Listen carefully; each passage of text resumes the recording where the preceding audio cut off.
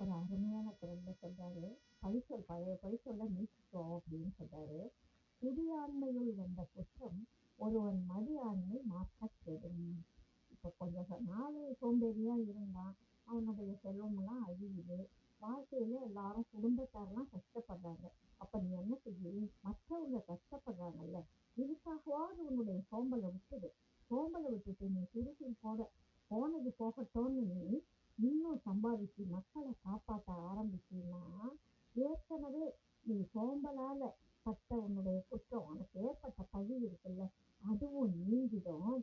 அந்த பழைய பழி நீங்கி மற்ற எல்லாரும் உன்னை ஏற்கனவே இருந்த குற்றத்தை மறந்துடுவாங்க.